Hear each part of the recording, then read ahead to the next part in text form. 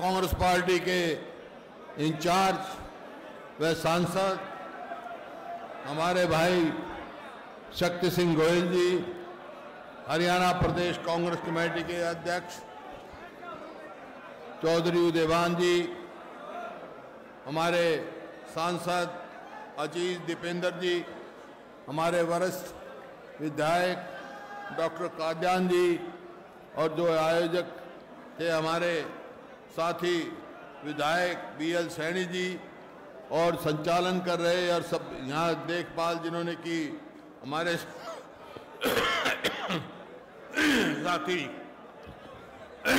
अशोक अरोड़ा जी, विधायक चौधरी मेवा सिंह जी, और विधायक हमारे जो मैं इस पार्लियामेंट्री क्षेत्र से उनका नाम ले रहा हूँ वरुण चौधरी जी, और हमारे साथ डिप्टी लीडर आफ्ताब अहमद जी, वे सभी मेरे विधायक साथीगण, पूर्व विधायक, पूर्व मंत्री, सभी साथीगण व सम्मानित मंच उपस्थित मेरे बुजुर्गों, नौजवान साथियों व मातृशक्ति सेवा दल, महिला दल के सभी हमारे साथीगण, अध्यक्ष जी, देखिए मैं आज जैसा कुलदीप शर्मा जी ने कहा, काफ़ी दिनों के बाद आज यमुनानगर आया हूँ।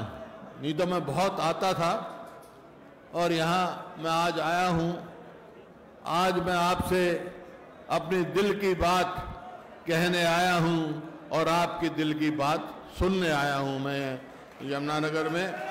लेकिन आज इतनी भीड़ देखकर ये सामने बैठी ये भीड़ है, लेकिन बाहर चारों तरफ कितनी भीड़ है मैं स्वयं देख के आया हूँ। लोगों के टेलीफोन आते रहे, कई गुना बाहर हैं, इतनी सारी सड़कें जाम हैं। इतनी भीड़ देखकर आपकी हाजिरी बता रही है कि आपके दिल में क्या है, और मैं समझता हूँ मेरे दिल में क्या है। आपकी हाजिरी ये बता रही है। लेकिन जब जनता करवट लेती है तो तख्त और ताज हिल जाते हैं। यहाँ का यही संदेश पूरे उसमें जाना है। तो मैं आज मुख्य रोज पे 3 मुद्दों की बात करूंगा आपसे। एक हमारे देश की राजनीति, फिर प्रदेश के बारे में, और फिर यमुनानगर के बारे में।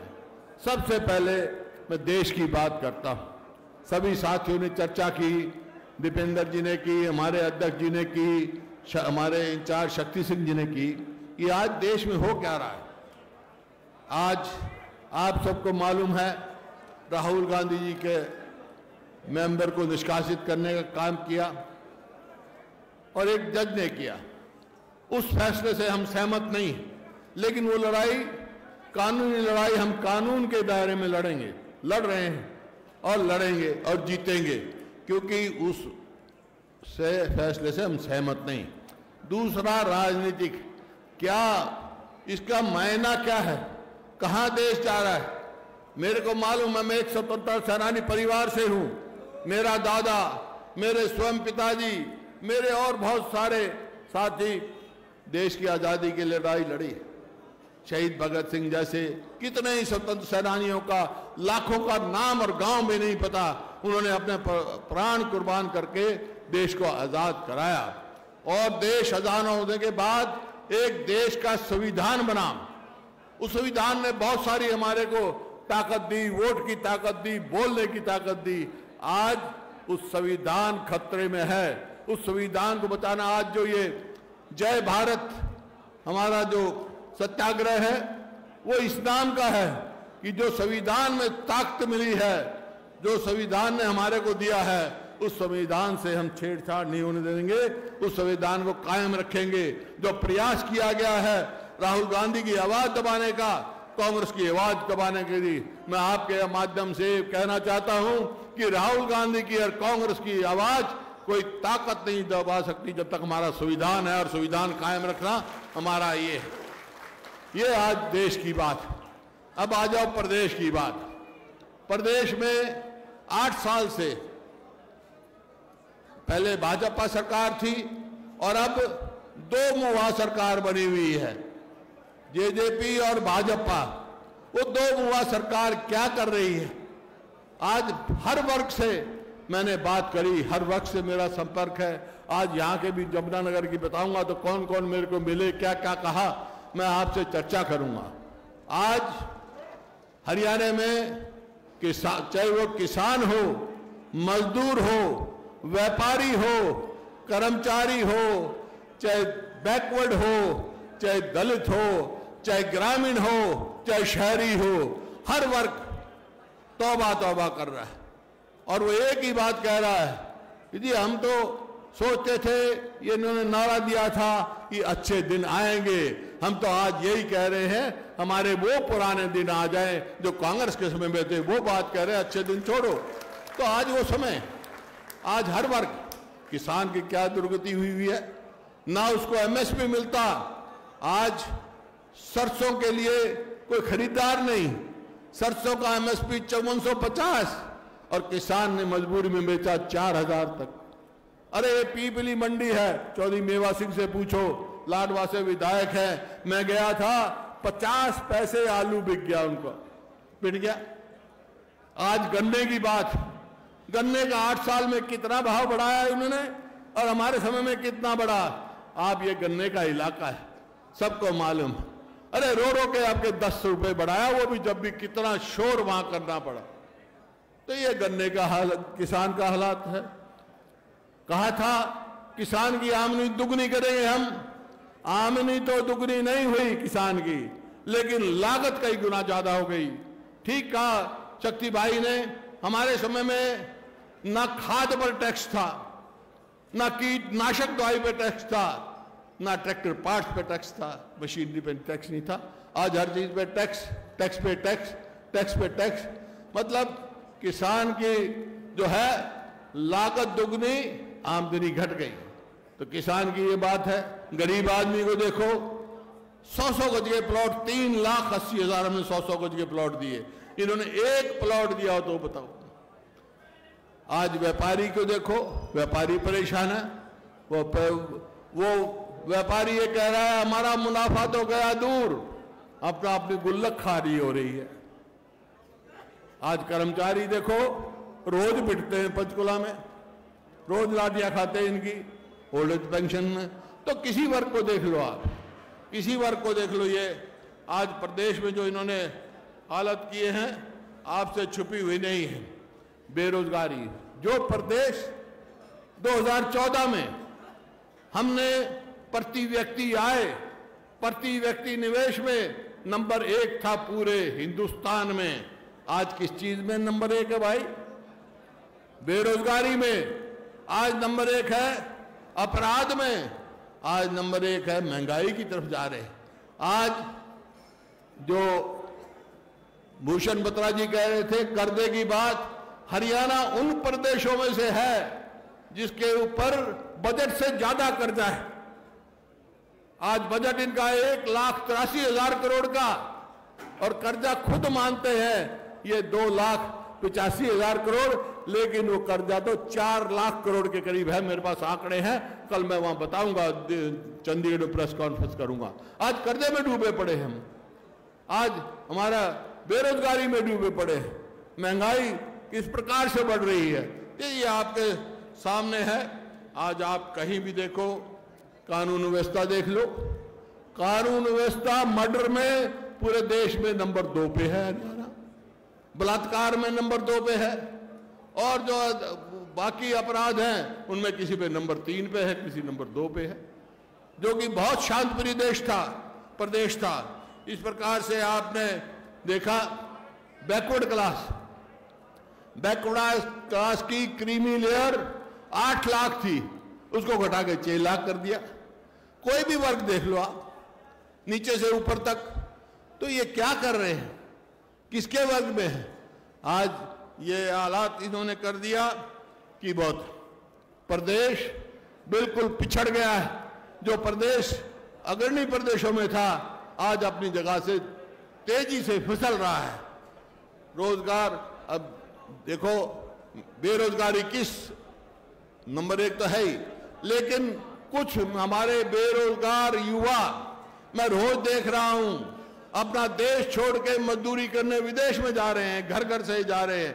मेरा उनसे ये आग्रह है कि खाली भाई अपना प्रदेश छोड़ के मत जाओ, अभी इनका टाइम गया और जब आएगी सरकार तो आपको देखा जाएगा। अब आओ यमुनानगर की बात। यमुनानगर की बात सुन लो। अभी मेरे को आज यमुनानगर से मिले ये उद्योग व्यापार मंडल मिला। वो कितना परेशान है। वो कहता है कहीं तो इन्होंने टैक्स ट्रेड लगा रखा है, डेवलपमेंट चार्जेस अलग, जो पुराने 100 साल पुराने प्लॉट पड़े हैं उनके ऊपर डेवलपमेंट चार्जेस लगा रहे हैं, गार्बेज टैक्स लाखों रुपए के आ रहे हैं। इसी तरह क्या कर रखा है इन्होंने, एक नया सिस्टम शुरू कर दिया, प्रॉपर्टी आईडी और गांव में परिवार पहचान पत्र, वो परमानेंट परेशानी पत्र है भाई, उसको कोई काम नहीं। वो बुजुर्गों की पेंशन काटने का हथियार है। 5 लाख से ज्यादा हमारे हरियाणा के बुजुर्गों की पेंशन काट चुकी है।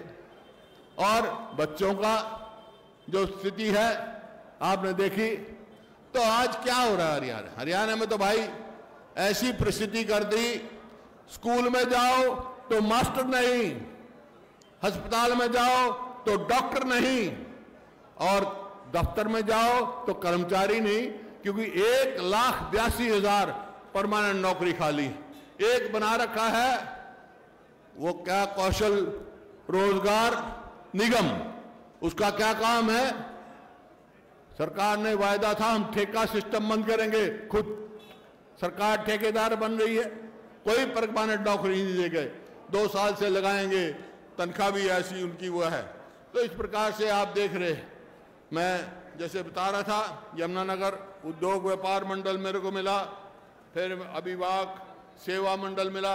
ये जो बच्चों की जो है 6 साल की जो उन्होंने कही है उसके लिए, और 1.5 लाख कर्मचारी तो तरफ से पक्का करने की मांग आई है। इसी प्रकार नंबरदारों के पीछे पड़े हुए हैं भाई, जो हमारी जंगी फौज थी, नंबरदारों के खत्म करने का काम ये कर रहे हैं। एजुकेशन चौकीदार जो 2007 में लगे थे उसी तनख्वाह पर है, 7,000 रुपये तनख्वाह पे, उसको पक्का नहीं कर रहे। इस प्रकार से अलग अलग वर्गों की ये आई है हमारे पास। बिजली विभाग के एम्प्लॉयज की अलग आई है, 15 साल से सैंक्शन पोस्ट है उनमें नहीं है। ये तो मैं कल सारी प्रेस कॉन्फ्रेंस में चंडीगढ़ उठाऊंगा बात। ये मेरा कहने का मतलब, चाहे आंगनबाड़ी हो, कोई भी हो, कोई भी वर्ग इस सरकार से संतुष्ट नहीं है। कहीं मैंने कहा अब प्लाईवुड के मेरे को मिले व्यापारी, जो ये तो भाई यमुनानगर तो जो है पॉपुलर ये धान और गन्ना ये मुख्य फसल होती है। गन्ने की मैंने बता दी, धान के जो आपने देखा जिस प्रकार से हुआ, एमएसपी भी नहीं मिली, लोगों को एमएसपी से कम बेचना पड़ा, और पॉपुलर का जो भाव हमारे समय में था वो पॉपुलर का भाव नहीं, क्योंकि पॉपुलर की इंडस्ट्री जिस प्रकार से हमारा लंपसम का हमने लगाया था, इन्होंने 2% सरप्लस टैक्स लगा दिया। 150 के करीब इंडस्ट्री यहाँ से पलायन कर चुकी है। इसी प्रकार से मेटल इंडस्ट्री यहाँ से जा चुकी। पीतल का काम है, पीतल का काम भी बहुत कम हो गया। जैसे बताया गया, अभी मुरादाबाद से हम बहुत पिछड़ गए और नशाखोरी बढ़ रही है, जो कि हमारे समय में नशाखोरी, इस प्रकार से हर वर्ग के भविष्य से खिलवाड़ है। ये रोजगार कौशल योजना क्या है, हमारे नौजवानों के भविष्य से खिलवाड़ की जा रही है। जैसे अग्निपथ, अग्निपथ क्या भाई, 2 साल ट्रेनिंग, 4 साल में घर आ जाओ, बच्चा 23 साल की उम्र में घर आ जाएगा, और फिर क्या करेगा भाई, नौकरी पके, ना पेंशन ना कुछ। इसी प्रकार से ओल्ड एज पेंशन का मामला है। इनका मैनिफेस्टो देखो, ये बीजेपी जेजेपी सरकार बनी हरियाणा में तो क्या था, बीजेपी तो कह रही थी 75 पार करो, और जेजेपी कह रहे थे इनको यमुना पार फेंको बीजेपी को।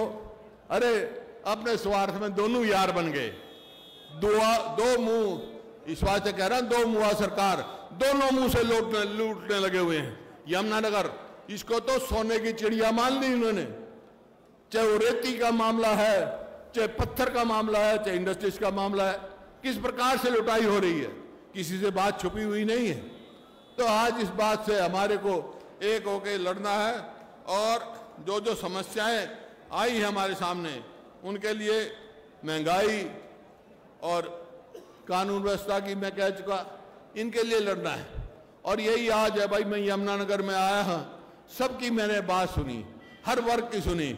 अब मेरी भी सुन लो भाई, मेरी भी सुन लो कि वक्त आने तो मन की बात मन में रखूंगा। यमुनानगर का मैं जो करूंगा, आपको पता है कि हमारा यमुनानगर हमारा बहुत अग्रणी शहर था इंडस्ट्री में। आज हम पिछड़ रहे हैं, आज रोजगार नहीं मिल रहा हमारे यहाँ। आज यहाँ का किसान, क्योंकि आमतौर पे ये चर्चा है कि भाई इस इलाके का किसान, इस इलाके के लोग बहुत सीधे, सच्चे और साफ दिल के आदमी हैं। तो भाई जो आप सच्चे, सीधे और साफ दिल के आदमी हो ना, तो हम, मेरे दिल में भी यही है, सबसे आगे रखेंगे हम सच्चे, सीधे और साफ दिल के आदमियों को हम आगे रखेंगे, इनको पूरा देंगे। अब देखिए कितने तो पेपर लीक हो गए, कितने पेपर लीक हो गए। इनका मैनिफेस्टो देखो, मैंने कई बार कहा, इनकी सरकार बनते इन्होंने कहा था हम कॉमन मिनिमम प्रोग्राम देंगे। आज तक कोई प्रोग्राम नहीं दिया कि मैनिफेस्टो पूरा ही नहीं किया। हमने जो कहा, मैनिफेस्टो उठा के देखो, 2009 का उठा के देखो, 2005 का उठा के देखो, जो हमने कहा वो किया। और आज जो कहेंगे वो हम करेंगे। भाई क्या कह रहे हैं हम ये कह रहे हैं कि हमारी सरकार बनते पहला काम हम करेंगे, ओल्ड पेंशन स्कीम लागू करेंगे। और जो इन्होंने बुजुर्गों की पेंशन काटी है, इन्होंने तो किया नहीं कुछ नहीं। ये तो जैसे बकरी मिंगन करती है ना, कभी 100 बढ़ा दिए, कभी 200। हम तो भाई 6000 से पेंशन शुरू करेंगे। जो 100 गज के प्लॉटों की स्कीम इन्होंने बंद कर दी गरीब आदमी को देने के लिए, वो फिर से लागू करेंगे। और किसान के लिए वहाँ हमने मध्य प्रदेश में रायपुर में प्रस्ताव पास कर दिया कि एमएसपी को एक कानूनी हम गारंटी देंगे, कानूनी गारंटी होगी, किसान को एमएसपी मिलेगा। और 300 यूनिट तक बिजली फ्री देंगे ताकि वो हो। और इसी प्रकार से जो बैकवर्ड क्लास की क्रिमिनल है, इन्हें तो 8 से 6 घटा दी, हम भाई 6 से 10 करेंगे ताकि सबको फायदा हो, एक चपरासी को भी रिजर्वेशन मिली। और क्या वायदा किया था इन्होंने गैस के सिलेंडर का, राजस्थान में लागू कर दिया हमारी सरकार ने, कांग्रेस सरकार ने। गैस के सिलेंडर की कीमत 500 से ज्यादा नहीं है होगी महिलाओं के लिए, ताकि सरकार हाँ, सफाई कर्मचारी तो इतने साल से लगे हुए हैं, उन पार्ट टाइम लगा रखे हैं, उनको रेगुलर करने की बात है। इस प्रकार से कल उठाएंगे। भाई मेरी तो एक बात है, जैसे यहाँ से बात हुई, संघर्ष देशव्यापी भी करेंगे हम और प्रदेश का भी करेंगे। देश में जो संविधान बचाने के लिए बोलने की जो हमारे को मिली है, संविधान ने दिया है, हमारी आवाज ना रुकाए, उसके लिए भाई हम संघर्ष करेंगे। आपसे 3 दिन के बाद आया हूं, दिल की बात कह गई, मैंने दिल की बात लेना चाहता हूं। संघर्ष में आप हमारा साथ दोगे तो एक काम कर लेना, 36 बिरादरी होकर हर वर्ग मिलकर अपनी कांग्रेस की सरकार बना लेना। आप अपनी सरकार बनाओगे। इन्हीं शब्दों के साथ बहुत बहुत धन्यवाद।